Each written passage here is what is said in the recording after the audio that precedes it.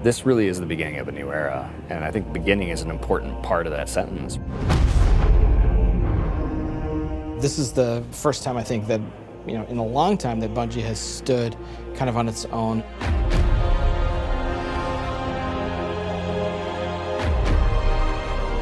And we're self-publishing. It's a really big deal. There's a huge opportunity here for us to really make our own decisions. It's a turning point for us. We are in charge of our own destiny. It's empowering and terrifying at the same time. There are only two groups who are going to decide what happens to Destiny next: Bungie and the players who play Destiny.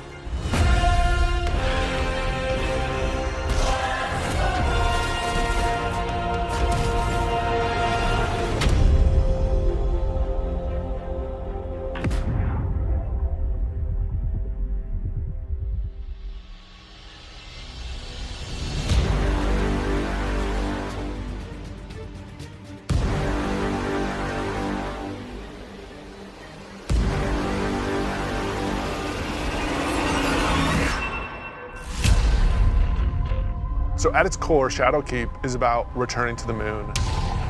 We haven't been to the moon in a while, since Destiny 1, and a lot's changed.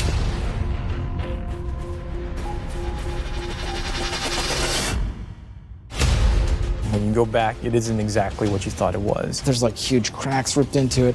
There's a weird scarlet fortress. And so the context of the moon has been updated entirely.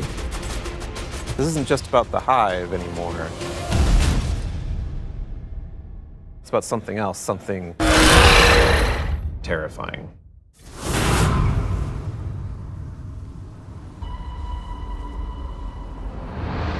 The moon this time around is something really scary that is playing on your fear in a way that hasn't happened before. Before it was, oh, it's a big giant thing and it's scary, but now there's actual some psychological elements to that. How long has it sat in silence, watching us? Much too long. Having Eris Morn come back instantly signals to players the tone shift and change. There's an undertone of threatening and psychological horror. You're all insufferable! We want to tap into what makes Guardians afraid. What are their worst fears? Shadowkeep refers to the things that Eris unleashed on the solar system. Nightmares are manifestations of a Guardian's past. What if the villains that you thought were well into the ground actually weren't, and they were being resurrected by the darkness? Eris is trying to figure out how she unleashed this kind of madness, and so she needs your help.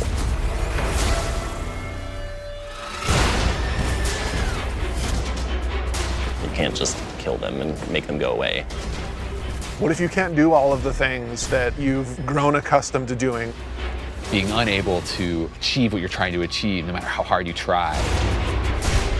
Players, they think we can deal with this. We killed Crota, we killed orcs. It's no big deal, right? Well, you're gonna get there and you discover it's a bigger deal than you even thought it could be. The darkness is actually a lot closer than you realized. Now you know my suffering.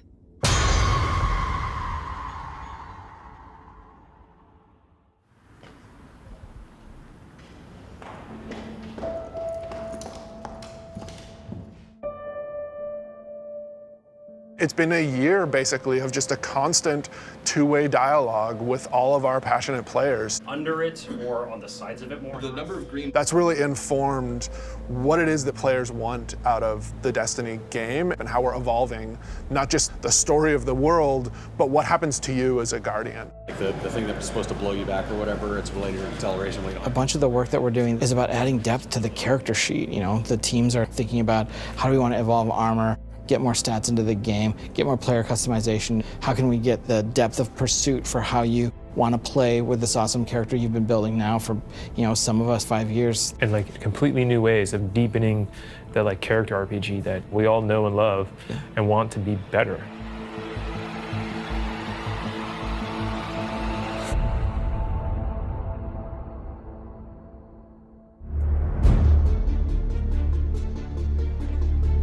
In Shadowkeep, we are fundamentally evolving the systems and moving the world forward. You want to bring some of that sci-fi element back to it, where it's like, some like panels or exactly. something. We've been dancing this line between of like, are we RPG enough? Are we not RPG enough? And now we're like, you know what? Screw it. Let's just go all in and just say like, hey, let's give players what they want. Allow them to kind of like customize the players and their habits and their game modes and all that stuff as much as they want to. So in Shadowkeep, what we're doing is changing the way that armor, perks, and mods work pretty significantly. Right now in the game, if you have an armor set that you like the look of, but you have another armor set that you like the way it plays, you're probably going to pick the one that you like the way it plays. Armor 2.0 is focused on allowing you to take the mods that you've unlocked and apply them to any given piece of armor. When I move my cursor over one of these mod sockets, it immediately shows me all of the mods that are available to me. Personally, I'm excited about the artifact. Players just get to kind of like fidget with these knobs and switches and do all the things that they want to do. When you get to this last tier, each of these perks gets relatively close to what an exotic might feel like. That's going to be a lot of fun. It's going to be a lot of fun.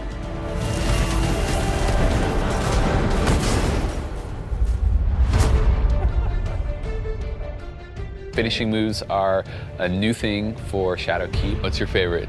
I mean, there's some crazy ones. For the hunter, this awesome flourish where he actually does like spin in front of him, has two knives, and then just hits.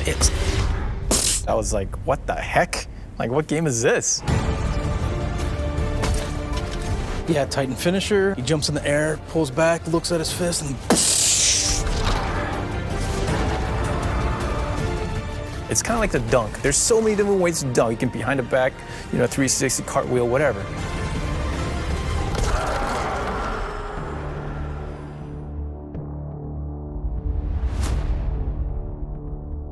We're in the playtest lab every day, trying to figure out what's good for the game, what do people want, what have they been asking for, trying new ideas. So I want to try, I added radar hiding. Let me know how it feels to get shot by the heavy bow. I am working on an exotic heavy bow, and I'm just working on figuring out some knockback, trying to see how big this, okay, that's probably too much, but you get the idea. This is an exotic trace rifle. Fire it on an enemy and it creates a big old crit spot.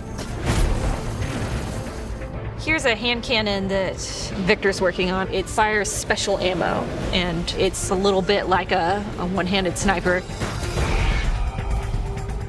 Like, it's actually our only hand cannon with a scope on it. Right now, it kind of lights you on fire if you keep firing it too much. We'll see. Some people like it, some people are kind of but we'll hammer it all out. All right, it's time. It's about to get loud in here. 1v1. 1v1 on the board. Oh! One of the things we really want to focus on, especially with Season 8 and the start of Shadowkeep, is a renewed focus on PvP. You're all on the other team. We're updating labs to include some much-loved game types from the past. We're also redoing a bunch of the playlists and how they work. But the really important thing for players to know is this is just the beginning. This is us building the foundation of what we're doing with the Crucible going forward.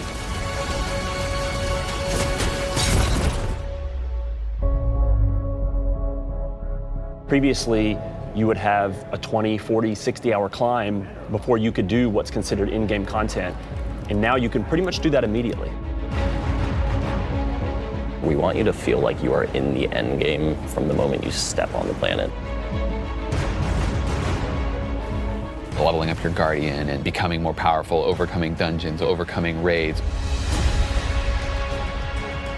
For the raid, we had multiple destinations that we were considering, and Black Garden was like immediately top of the list. And everyone was like, yes, and I was like, yes, that's the one I wanted.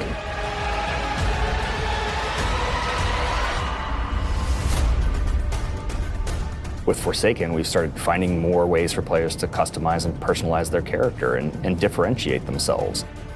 Shadowkeep's going to push even further in that direction. The word, which is really guiding us in a bunch of ways, is depth. It's about experiential depth. When we look at how we're thinking about the next 3-5 years, it's really important to us.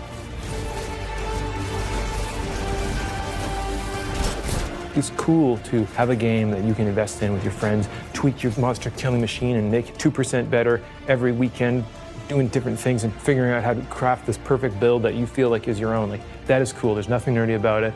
We're like happy to own that. We're gonna stand on that corner.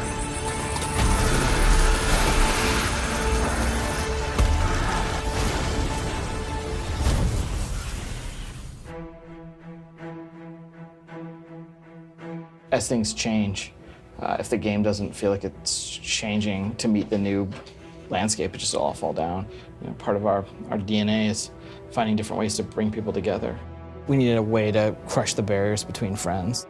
We all have friends who could play Destiny, who are interested in it, but then we think about recommending it like, oh man, you're gonna have to play about 40 hours by yourself, and then you gotta pay all this money, and you know, maybe you should just play something else. And that can't be the story. We need an entry point for your friends to be able to get into Destiny.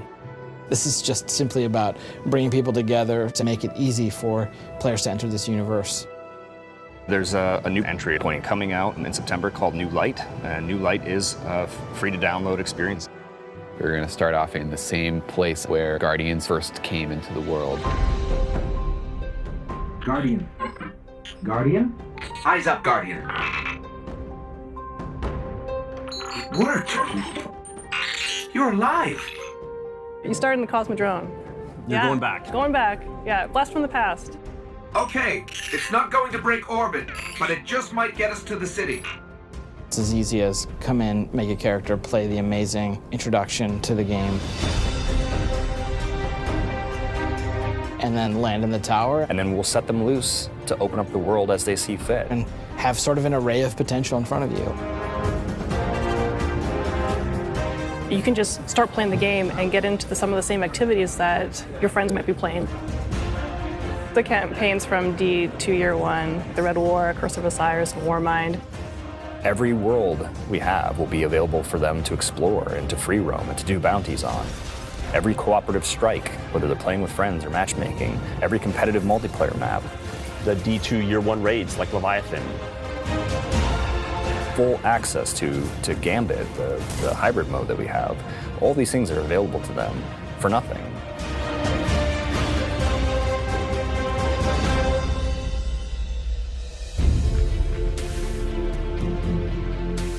We've always said that Destiny is best when you play it with your friends, and we're trying to make it easier. So if your friends who are playing Destiny are on different platforms, we're adding cross saves so that you can move between the different platforms and play wherever your friends are. Like if I'm playing and I want to move over to my PC, I should have my character go with me. We want Destiny to meet you wherever you want to play, so that's incredibly important for us. We wanted cross-save before we shipped Destiny 2, right? Like a bunch of it was built. We just couldn't get there for capital R reasons. Many of those reasons have disappeared. So we are headed full steam ahead on that. And we got to figure out how we're going to get there and how we're going to give the players what they want.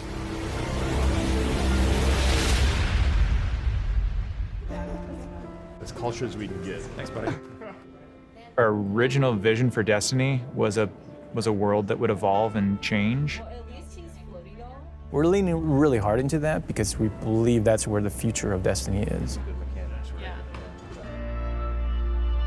The long horizon for Destiny is to become an evolving world. You know, you're going to tune in to see what's going to happen next. We can completely build Destiny in the vision that we want it to be in. A vision that isn't dictated by a commercial model or a business plan, but our creative vision and what we want to do for our players and what they want us to do with Destiny. I feel like our work isn't done.